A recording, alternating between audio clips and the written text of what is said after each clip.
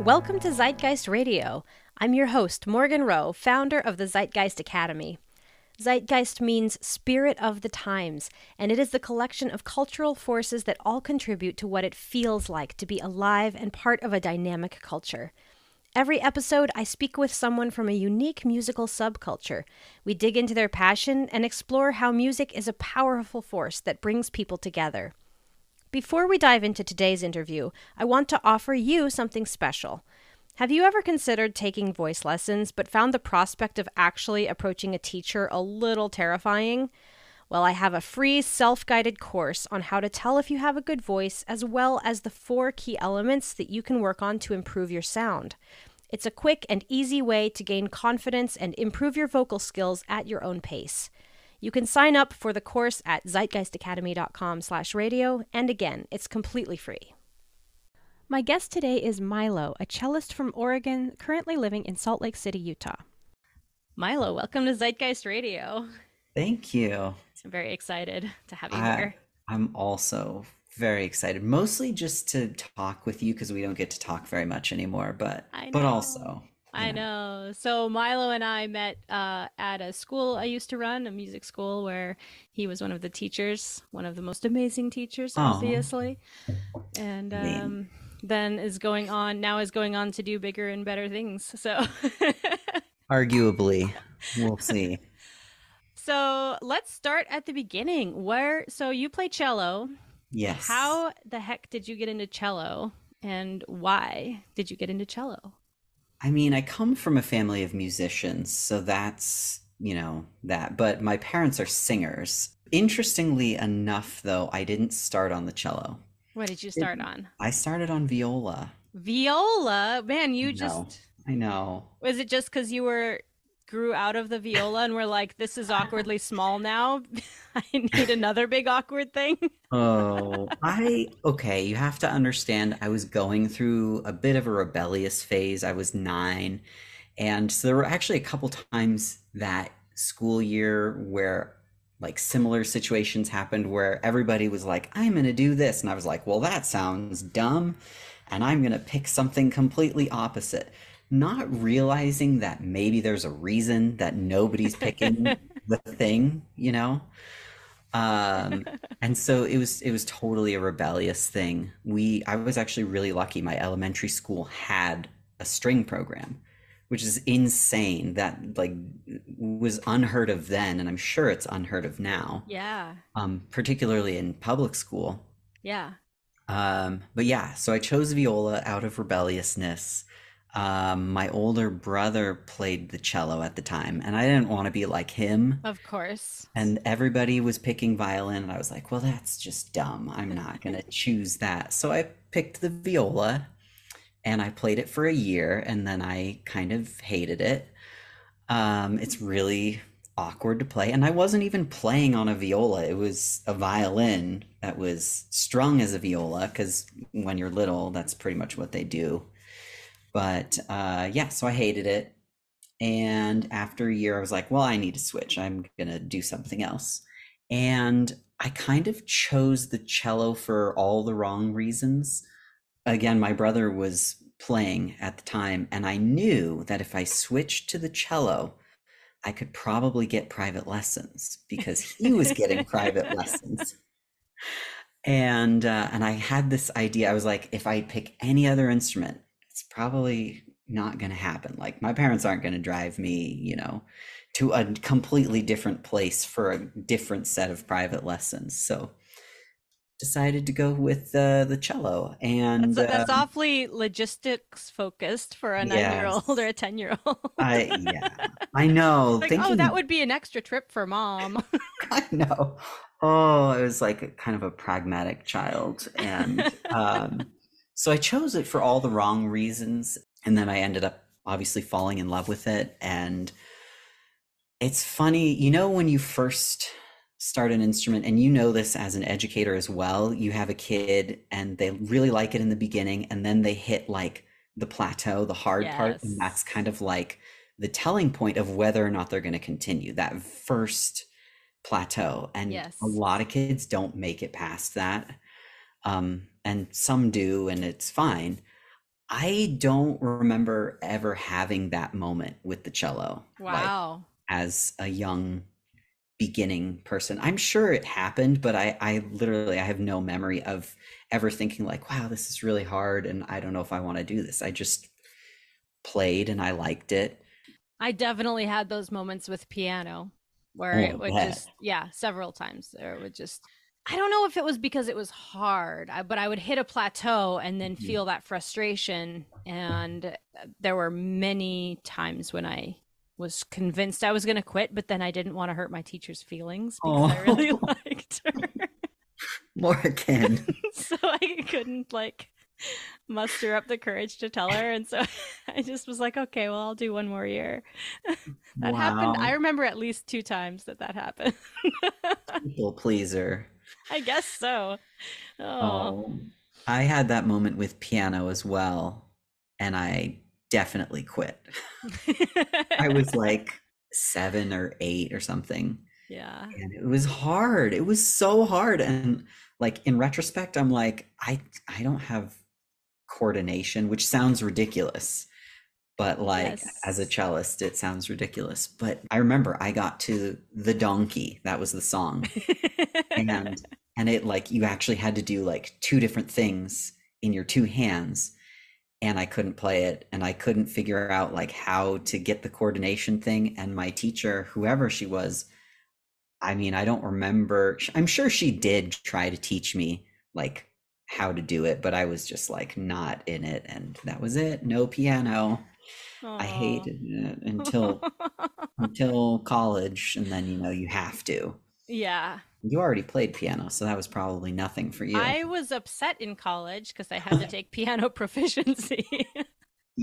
Was I'm it a like, I'm a test? music major. But you know what? I will be honest. Even just yesterday, I was playing and I was like, I'm so glad they made me take piano proficiency because of all of the things I had to do with piano.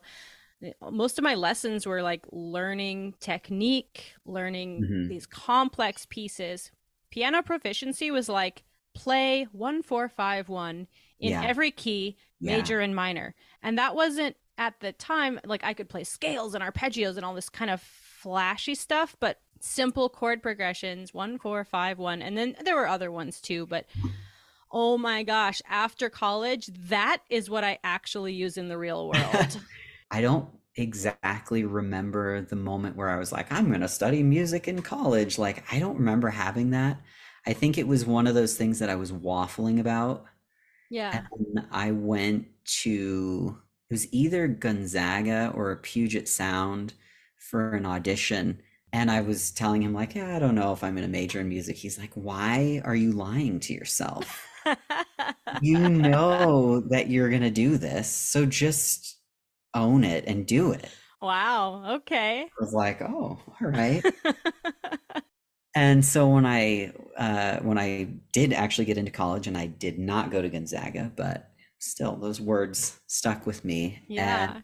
so I think at the time I declared myself as a music major, but kind of thinking like, well, maybe I'll like minor in music, but I'm gonna just like take these classes because Hmm. if later you decide to be a music major, it's so much harder to catch up. You know how all those I completely know. I didn't classes declare are I was terrible. not going to be a music major.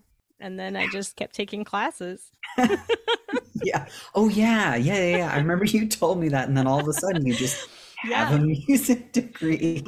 So I had my real advisor in anthropology, and then I had my, you know, actual advisor, Hmm. as in like the person, my mentor, who was Oh my right. piano teacher and the chair of the music department. And yeah, senior year, spring semester, senior Oh my year. gosh. Like I had done like he looks at me and he's like, Morgan, you have a lot of credits.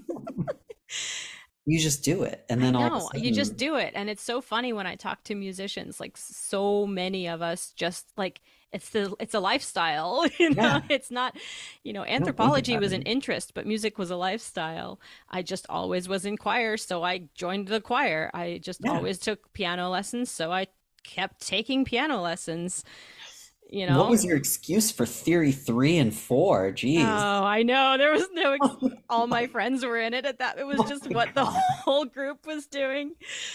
There's no excuse for theory 3 and You 4. got peer pressured into taking theory 3 and 4. I honestly didn't even think about it. I just signed up for it Oh my because gosh. that's what you did. That is a sign of a musician for sure. So I imagine your college journey was a little bit different than that. It was a little different, but it was similar in that I just sort of signed up for things, and I took the musicianship class and the theory class because I thought, well, if I decide to be a minor or whatever, like great, then I'll have it. And if I decide to do a major thing, whatever. And then it was sort of similar, like I just kind of kept taking classes, and then the turning point was you have to understand I was going to be a chemistry major, Oh, yeah.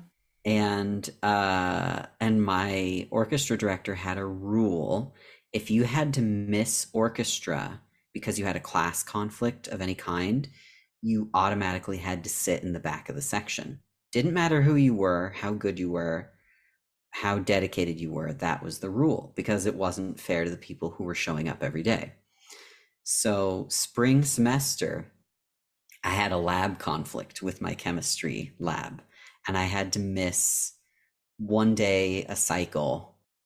And so I had to sit in the back of the section. And now, first of all, my cello teacher was pissed because we were playing Rossini, William Tell Overture, which starts with 5 solo cellos. And I would have been one of the 5, but I was sitting in the back of the section.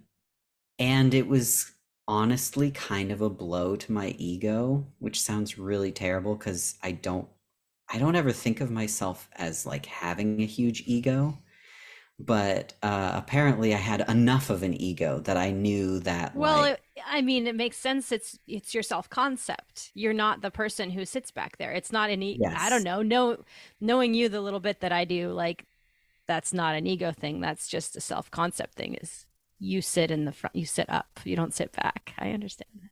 at least at the time, Yeah. like professional world is different. It doesn't Sure. really matter. Like everyone's a little bit more on equal footing when you're Yes. getting paid for whatever, versus like a school orchestra where some of the people might be majors, some of them are there for the credit, some of them Yeah. are made like whatever. Then it's a little bit different, and you don't it feels terrible to be sitting behind somebody who you can tell has never practiced the music once in their life. Oh, yeah. Like that's kind of not so fun. So that was like the turning point for me where I realized, oh man, I can't do this every semester and like have to miss orchestra and then sit in the back of the section where I know I don't belong. Like that's it. And so it was a crossroads. I was like, what do I do? And my Mm-hmm. chemistry teacher was like, well, you can just, I mean, talk to Dr. Jones, who was one of the faculty members. He was a horn player, and he got his chemistry degree and just sort of played music on the side. He's like, see, you can do that. And then I was like, no, I can't. I can't do that. I can't. And I dropped my chem major, and that was it. When I met you, you were teaching at the school, and we had both been out. We were fairly similar years graduating undergrad, and we had both been out of school for several years. And then you made the decision to go back to school Because for a I'm an master's. idiot I want to hear all about that. What led you to go back to school? at such a Because late it's stage in I life. feel like well, yeah, it's cool. Like most people I know, when they graduated undergrad, if they got a master's, they just went right on. And Yeah. I was so done. I was so Yep. burnt out. I did not want any more school. Yep. Yeah. Um, so describe that part of things for you, like your little mini crisis with music. Oh my gosh. Well, it was not a miniature crisis. It was like a crisis of epic proportions, really. And like you, by the time I graduated, from undergrad, I was, to say burnt out is a huge understatement.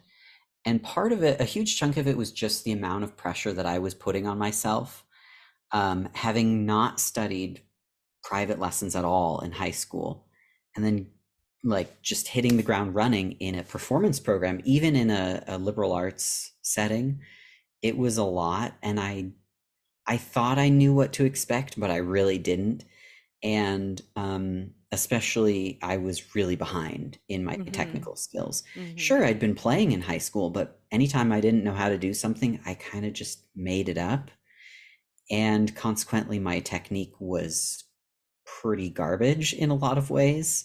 And I'm not saying that like, to be hard on myself, just legitimately like I did what I had to do to get by. So I had a lot of things to unlearn, and I'm actually still unlearning them now.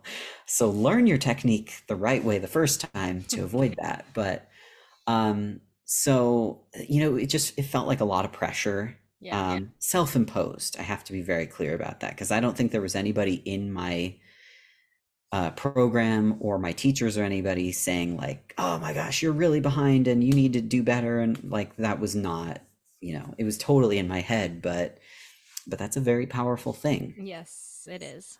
So by the time I graduated, I was very burnt out. I was dealing with pretty severe performance anxiety as a result. And I remember saying to my sister, like, I don't think I can ever play my cello ever again. Oh, so sad. Which, yeah, I mean, you don't ever want to get that to that place with your instrument. So I was really done. Yeah. I left. I left the country for a year, which actually ended up being really good. I taught English abroad, and just having distance was good. I was going through a lot of other things as well, other mental health things, which were kind of put into perspective as I was abroad. And then I came home, and it was sort of the reality of, oh crap, I have student loans. I need to get like a job and pay them off. And I kind of got stuck, just working whatever job I could find and paying money for my education that I was kind of butthurt about at that point. But when I like going back to probably my freshman or sophomore year in undergrad, I'd had this idea in my mind that I was going to go to grad school. Like it was always in the back of my mind as my plan. And obviously that plan went out the window when I graduated. But the idea of it was always there. And it was really, I didn't start to really consider it until actually right after I met you and I started taking cello lessons again. And I met my wonderful teacher, who's now a very, very good friend of mine, who I adore entirely. He's an amazing man. And I don't think he fully appreciates everything that he's done for me, but he was the one who really helped me. I mean, not only kind of work on like how I see myself as a cellist and all of that, and like really dealing with the performance anxiety and all of that. But he was also the one who really inspired me to think bigger than like, oh, I'm just gonna, play cello again. Like Yeah. he really wanted me to consider like, well, no, what do you really want to do? And it didn't have to be go back to school, but like, well, maybe you should give a recital. Well, maybe you should, try to audition for some professional groups. You should think bigger. Like he saw potential in me that I kind of didn't see in myself. And that was huge. It was really like the real turning point was COVID, like I think it was for a lot of people, like and their existential crises. You had a lot more time on your hands to think about what am I doing? Mm-hmm. And so that was the moment. I was not in lockdown, as you know. I worked, Essential employee. yes, a retail job, which I shall not disclose explicitly. But Very stressful. very Very stressful. stressful. And yeah, and the stress of it, I was like, I can't see myself in this job for another 20 years or whatever, or more, which is what happens with Hmm. my employer. And so I remember I went to my lesson one day and I told Steve, I was like, I think I want to do this. I think I'm gonna apply for grad school. And that made it real. And it was Yeah. scary as crap. But he was obviously very supportive. And This here I is so fun for me to hear the am. like kind of the full story behind this. Like You saw the I pieces. came in and I've seen the pieces, but like it's really funny for me to see like where in that your Yeah. time at the school fit in. Yeah, I don't remember why exactly I decided to apply. I think I really just needed an excuse to get back into music, and that was it. Yeah. So, what is grad school like being someone who left? And are there many of you who did that, or is it mostly people who just went straight in? It's interesting. It's a good mix. Good. And I think part of that is the Utah influence because out here, obviously, big Mormon culture, and it's not uncommon for people to go on missions and Sure. then come back. And so there definitely are people who like that was their experience. They, finished their degree, whatever, they did their mission, they've come back, and then there's this gap. Or maybe, or sometimes they do a mission like during their undergrad. I've seen that as well. Anyway, so there are some people who are like closer to my age. And then you do have as well, quite a few people who go straight from undergrad into graduate school. And I have a feeling that's probably more common, Mm-hmm. and probably more common in other schools. This Mm-hmm. is not a huge school. There's like, I'm trying to think, there's only 5 graduate string students. That's pretty So small. That seems yeah, small. Yeah. it's small, and at least that I know of. Maybe Strings there's total, more. not just cello.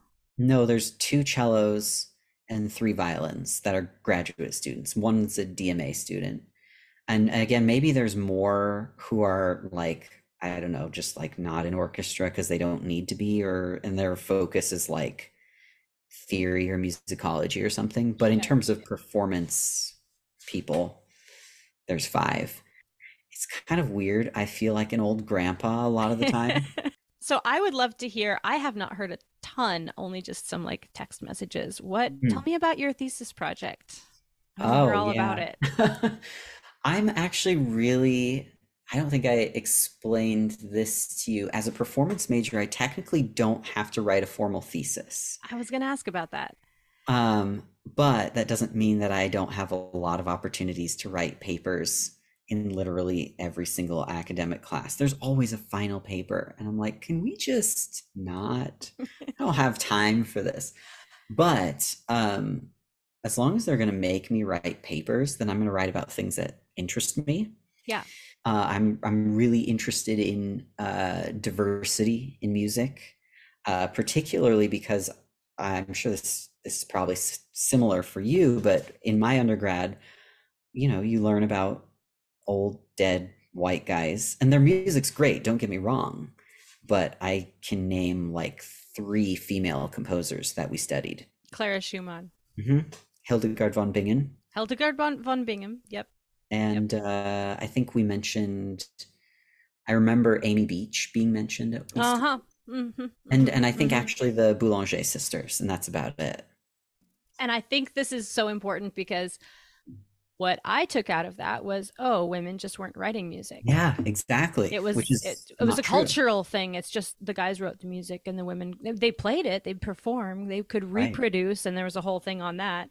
Yeah. I remember in one lesson, but that is, I am sure unintentionally, the takeaway that I had from my classes. Turns out that's not true.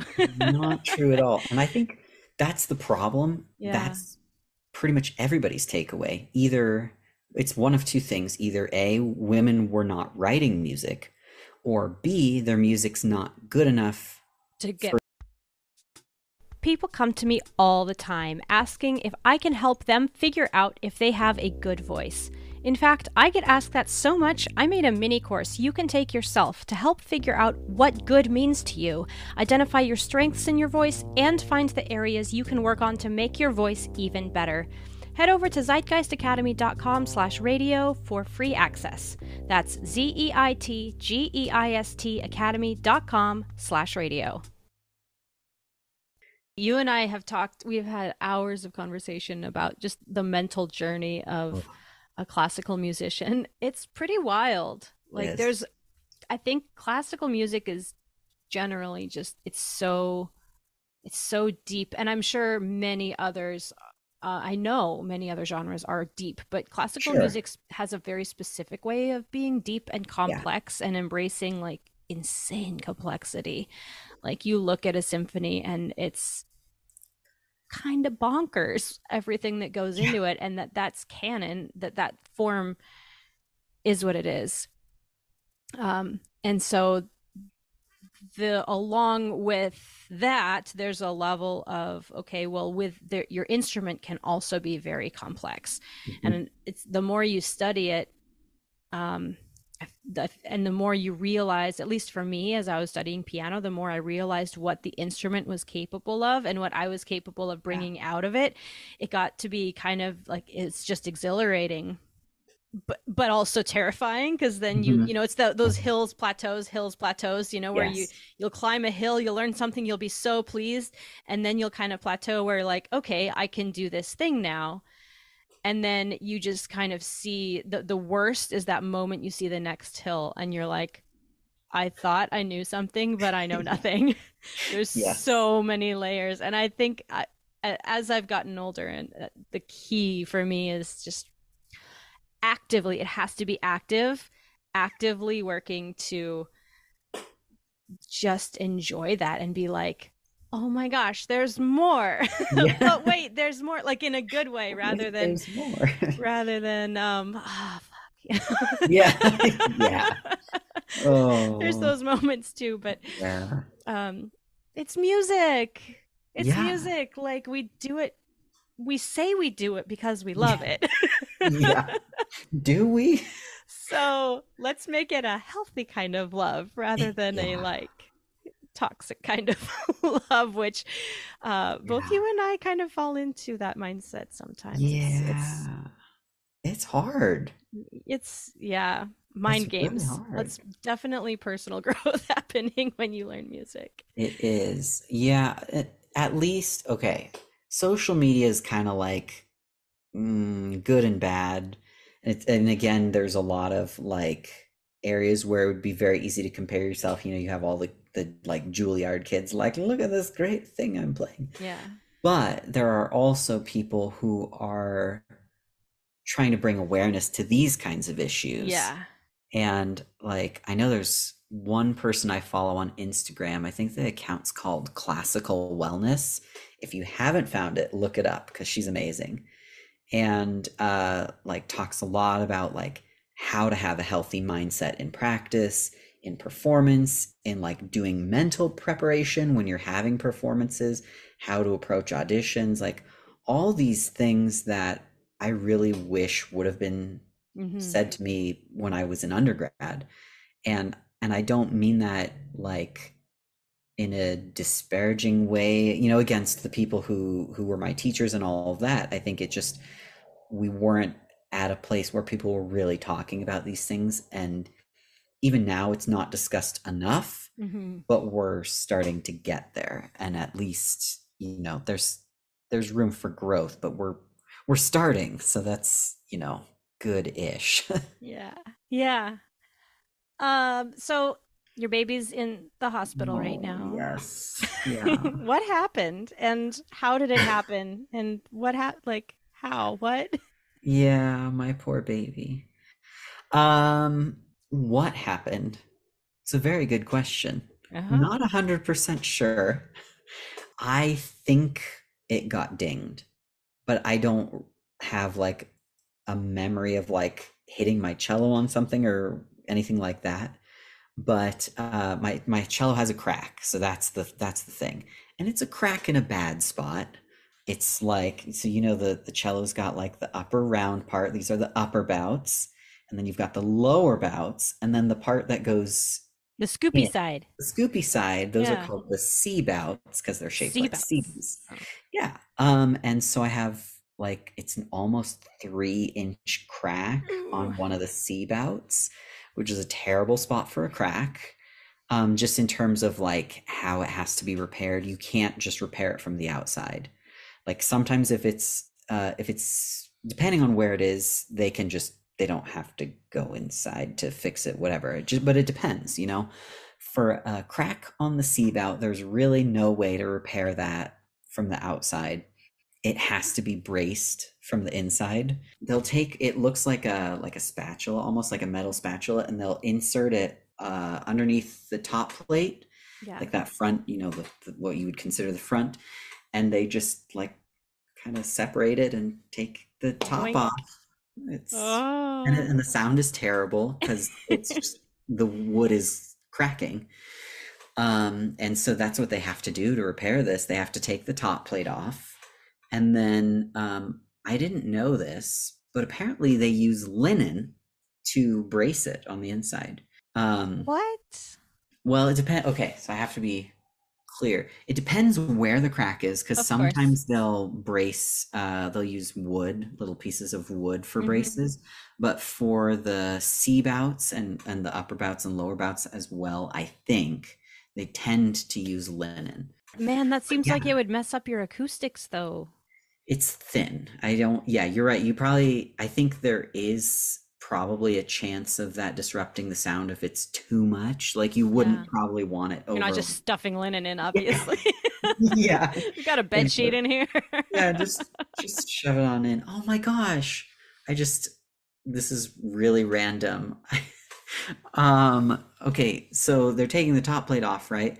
Uh I don't know if you know this, but dust tends to collect inside your instrument over the years. Makes sense. Makes sense, but I never thought about it until I never thought about it. Yeah. I was looking in my cello one day. I was like, there's like a dust bunny in there, like a legit like it was good size, like maybe a marble or a little bigger. Like it was big. And now I just got sad because my dust bunny is going to be gone. It's been there for years. What am I going to do? Make a new one Well, I mean, yeah, I'll just have to practice really hard and and generate some accidentally. more dust. How does that happen? Because like it's not like a guitar where you have like a big open. Right. No, they're Yeah, very it's thin just the little little F lines. holes. Yeah. So And what's next? You're going to major in performance. Do you have plans after that? it's kind of I'm having an existential crisis right now Love because those. yeah, I mean, well, you know how it is with music. It's like there's no guarantee. I mean, there's no guarantees in life, but there's no guarantees with music, and so I'm kind of freaking out about that a little bit, and I feel like I need more instruction before I'm ready. The reality is I'll probably never feel ready to like You'll never feel ready. no, to take I auditions can and promise stuff you like that. because the minute you feel ready, you'll catch a glimpse of that next hill Yes. and then you'll be like, "Oh my God, I know nothing." Yes. Yeah. So I really need to have a candid conversation with my teacher about what the heck do I do? She's just Sure. my current teacher is just very intense. She has very high standards, as she should. But yeah, she doesn't sugarcoat anything. And if you sound terrible, she's pretty much going to say it exactly like that to your face. Having her as a teacher has kind of forced me to find like acceptance within myself, I guess. Like I'm not going to get external validation Right. necessarily. So I need to find that inside, which Yeah. sounds cheesy, but No, it's so real. Yeah. it's really important. Yeah, I've kind of been forced to grapple with that, which has been really hard because How I'm do not, you do it? I don't. It legitimate. It's like It's every single day. I feel like every hour of every day is a challenge because, imposter syndrome and all of that. And it's legitimately challenging every single negative thought that comes in my head about my playing. And there are a lot. So it just starts with awareness and then reframing. And I have This to actually sounds constantly. like really amazing practice for life. It is. I highly recommend it. I think particularly our generation, probably other generations too, but I think like we really struggle with like things like anxiety and that, you know. And yeah, so challenging those thoughts is a huge an important part of moving beyond that, recognizing that, oh, actually my brain's just lying to me right now, is huge. It's hard. It is not easy, but it is really important. That's Mhm. actually another kind of tool in the toolbox to help with things like performance anxiety. How you're thinking of yourself and your playing, you're being gentle about it. You Yeah. have to have that kind of gentleness about your own. Yeah. Yeah, it's And I huge. can be more gentle. It's way easier for me because I'm not actively performing on piano right now. Mm-hmm. And I'm not taking lessons. I'm playing for me because I like to play and I want to get better. Yeah. So it's a very easy place for me to, you know, oh, I'm going to shut down my negative thoughts. I don't Yeah. have someone yelling at me and telling me that I sound You terrible. sound terrible. Play the correct notes this time. Okay. Right, right. So that sounds way more difficult. Yeah. Um, but you're right about the performance anxiety thing. Like I do perform just less with piano. I do a lot of vocal performance. Right. And it is a whole game when you are performing. It is a whole game. You've got to get into a certain frame of mind, and there's a level of focus and in the momentness that is really important. And if you miss it, for me, I kind of have this my brain kind of goes click click click into place. And if Mm-hmm. I am rushed or something and I miss any of those little click click clicks, Yeah. ooh, it makes for a very hard performance. Yeah. Either nerves come up and overwhelm you, or intrusive thoughts. You can't Oof. focus as well. Like it's a Yeah. whole mental performance is a whole mental game. It really, do you have like I guess a routine, or like how do you get into a performance headspace, I guess, that works for you? What does that look like for you? I do actually have a routine, and it starts a week before the performance. Yeah. And I have a self care calendar that I have for myself because typically for orchestral or symphonic music, most of my performances are with a symphonic Yeah. chorale. So there's this thing called Tech Week, which is comes from theater, but it's not tech the same way with theater. But it basically Tech Week is the week of the concert. There's a lot of rehearsals, and I found that what I have to start with is the weekend before. Typically, it, most places I've sung with, you have like if you have a concert, maybe Saturday night with a Sunday matinee, you'll have rehearsals like Monday, Wednesday, Friday, or Monday, Thursday, Friday, or generally about 3 times that week plus a Saturday morning, Oof. Yeah. right? So it's a lot in that one week. So, and they're all evenings, and most people work day jobs, including myself. So for me, the week before that, make sure to schedule time with friends, time with my partner, any time to just kind of hold special with people because I know I'm absolutely not going to see anybody that Yeah. week. The Oh, weeks, the no. nights I have off, I will be very tired and I will be resting. Yeah, So, as you should be. I realized like before I was not doing that, and my partner would be like, "I miss you." It would be like, Yeah. my friends would be like, "Where are you?" No, I need to schedule that social time. For me, Yeah. I am fairly social, and I need that time with my friends in order to feel recharged. So then I feel like, okay, I'm good with my week. So that's a part of it. Hmm. And then, oh my gosh. So as a singer, you hold your folder And there's this thing called folder shoulder where I mean, these rehearsals Oh, are yeah. 3 hours. Ugh. I cannot imagine playing cello, how much that must hurt your upper back for these long rehearsals. Oh my It can. gosh. Do you just have like the Hulk shoulders? I will say every time Epic traps. I wish they were stronger. Every time I go to the chiropractor or I go get a massage, they're like, "What do you do?" Because my neck and yeah, like my traps are just messed up. Always. There's always so much tension. And part of that is just me because I'm a tense, anxious person. But some of it is, yeah, just from playing all the time. I could probably do more stretching.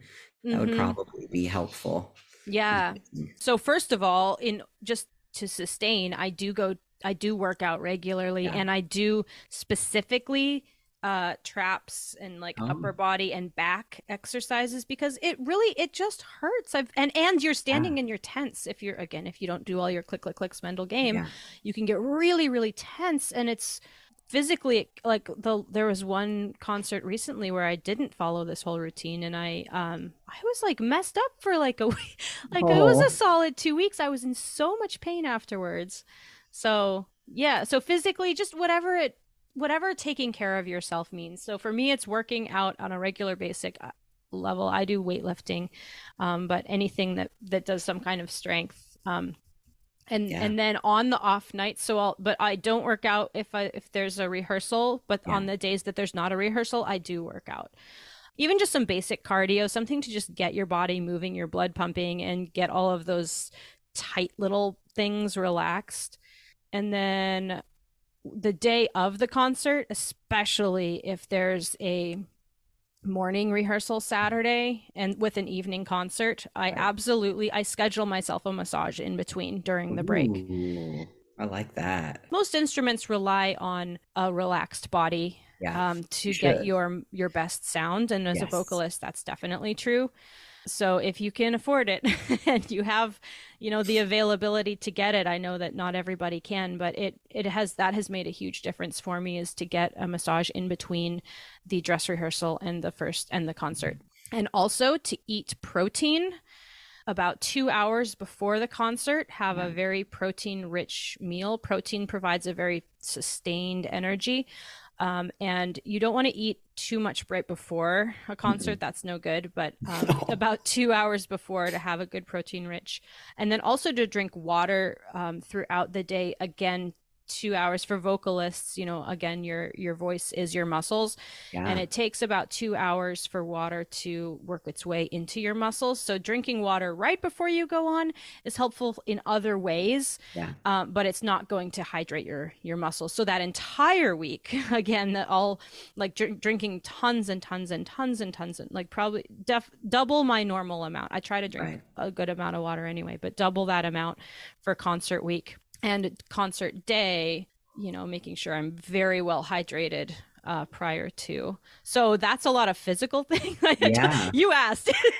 No, I am So, very curious. and then once I get there, so I am by nature kind of a fly by the seat of my pants person, and I've had to learn to just get there early.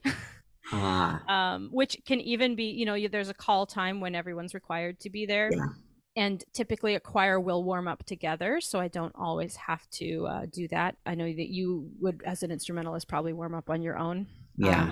But even just 10 minutes before call time, have a good stock of cough drops. Like I have a whole setup in my folder where I know where everything is. If I need a cough drop, it's in one, and it's one with a quiet wrapper. Like I'm very particular about this. I've got tissues in my folder. I've got, because I've Oh, been, yeah. and all of this comes Yeah. from having a coughing fit on Oh stage, or God. having like to sneeze, Yeah. or just my nose starts running for no reason on stage. Like it all comes from stuff. So, and then by this point, I'm physically prepped to handle the Right. anxiety, which we all know is coming.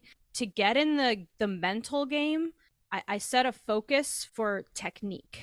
Typically, I'm like, okay, I am going to be glued to the baton and rhythmically perfect, or like super precise, or I am going to focus on getting the most lyrical sound possible, or some kind of, depends on the piece and what the Right. music is calling for. But if I let myself just focus and live too much in the moment, then I get nerves really, really Oh, bad. yeah. Yeah. So I need something. My brain is too active. It needs something to Yes. focus on. And so Yes. if I focus on sounding good, not sounding bad, right? It has to be a Yeah. positive focus. Yes. That's Um, huge. that's what got me through some really rough performances, just emotionally rough performances, was Yeah. that mental game supported by my physical body being Mhm. as supported as possible. That was a long answer to your Yeah. question. No, but I think it's an important question because these are things that people don't talk about. Mm-hmm. And I think you really hit the nail on the head though, that there's two parts. There's the physical. You have to take care of the physical, Yeah. because if your physical body is not well, you can't expect the mental faculties to be able to do what you Yeah. need them to do as well, which is kind of kind of what happened to me in this last Shostakovich Mm. concert. Like, I was so exhausted. I Well, went to that. sleep is the other Yeah, thing. That it's whole week, I go to huge. bed an Early. hour early, Yeah, possibly more, than what I normally do, and sleep and sleep and sleep and sleep as much as as you I can. should. you Yeah. you need to have the physical, you need to, Yeah. yeah, recharge your physical body. Yeah. And I, well, you know me, I'm very busy, and I did not have that opportunity for this last concert. I think, oh God, it was a terrible day.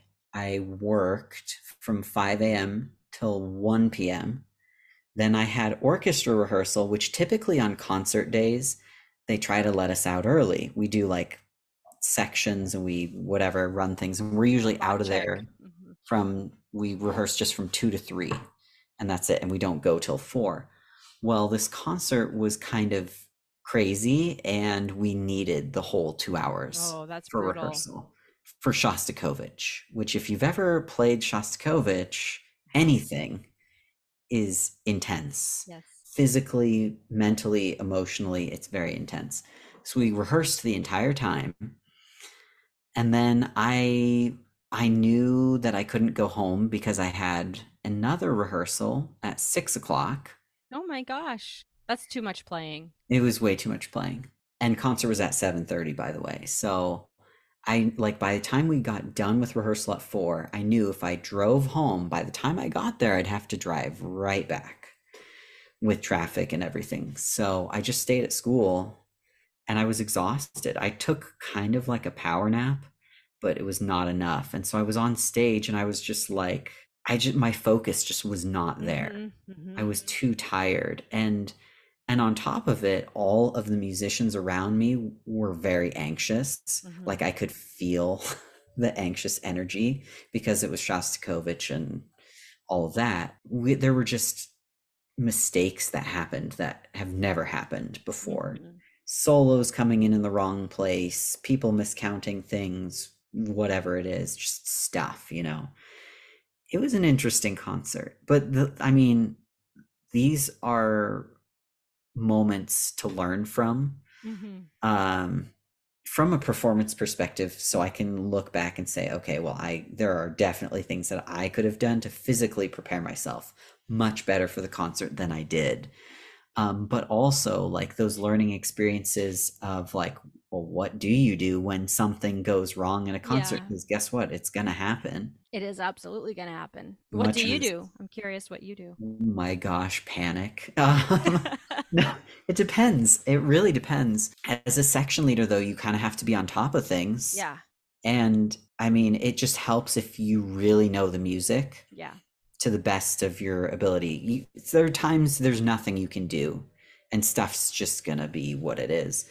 But I had, actually, the very last concert I played in my undergrad was Beethoven's Fifth, and I was sitting principal, and there's a solo in, I think, the third movement. Anyway, whatever the wind player was could not come in properly for this solo ever. Poor kid, freshman, never been in orchestra before. It was a lot of pressure. Like, I don't blame him. Got to the concert.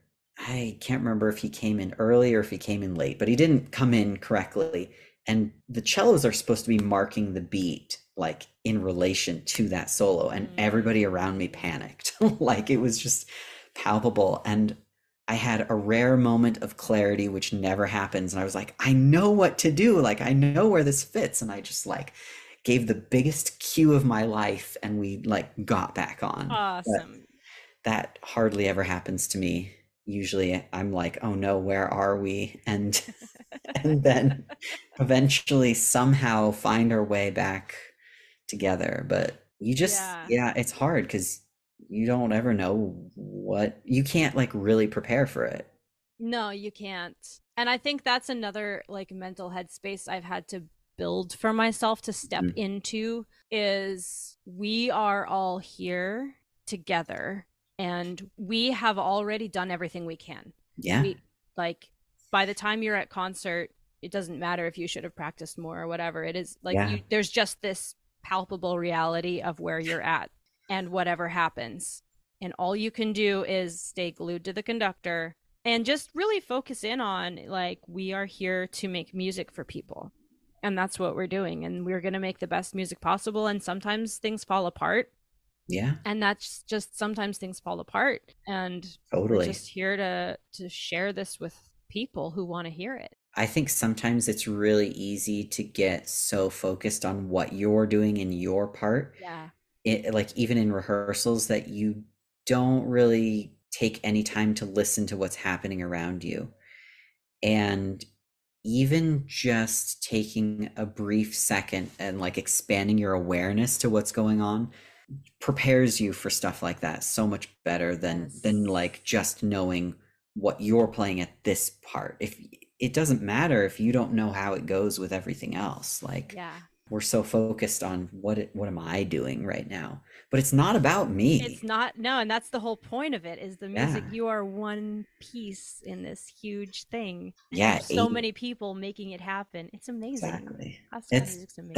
it's the best part of music is that you're not alone. It's like Yeah. about connecting with people, the audience, of course, but also the people that Yeah. you're playing with. Yeah. It's huge.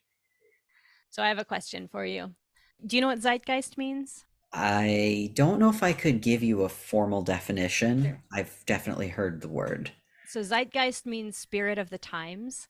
Hmm, And it's that kind makes of like the sense. collection of forces Yeah. that's like all contribute to what it like feels like to be in an era. And that kind of ties in nicely with what we were just talking about, that feeling of like, of sharing and being part of something. When you get like Hmm, really into a music history class, or you're really into, yeah. some era.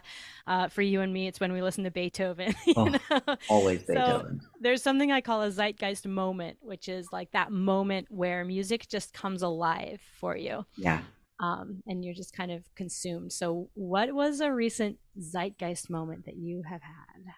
I would say, I mean, there's definitely a couple. As like imperfect as that Shostakovich was, there were still moments where it just like the energy was there and it felt good to just like be playing and be part of that. That fourth movement is killer. This is Shostakovich Fifth Symphony. Fantastic. We rushed like crazy, but man, it just felt so good to like it's sort of like when you're riding a bike and you're like kind of pedaling slow and then all of a sudden you just like let yourself go and like you really just start cruising and it's just really freeing and it kind of felt like that where just it felt right and good. It was amazing. And I was really a little bit scared for that concert because Shostakovich, but it yeah turned out good. It turned out pretty well for a first encounter, I guess. And like from a different perspective, I was at a chamber music concert a couple weeks ago. The Quartetto Casals came to play, and they did selections from Bach's Art of Fugue, which never gets performed by string quartet. Well, at least not live. It's pretty rare. And there were just moments where they were really like relying on the resonance of their instruments, like very little vibrato. And so the chords just like overwhelmed everything. You know, you get that really satisfying sense of perfect intonation when everything like really resonates well. And so there were a bunch of those moments where it just like it was really cool to be on the audience side of that and to be surrounded by that. And not to mention there were like a million Picardy thirds, which I'm kind of a sucker That's for. Milo's zeitgeist moment is a Picardy third. If you It don't know really what that is. is, go look it up.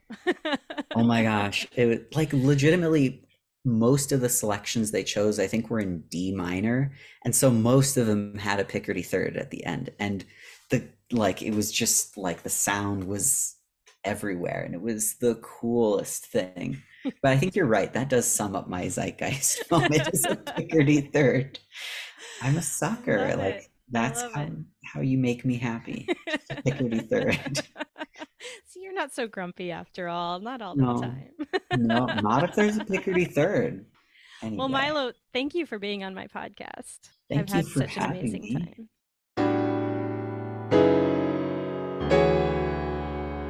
Thanks for tuning in to this episode of Zeitgeist Radio. If you'd like to take the next step in your musical journey, head over to zeitgeistacademy.com/radio for my free course to help you figure out if you have a good voice.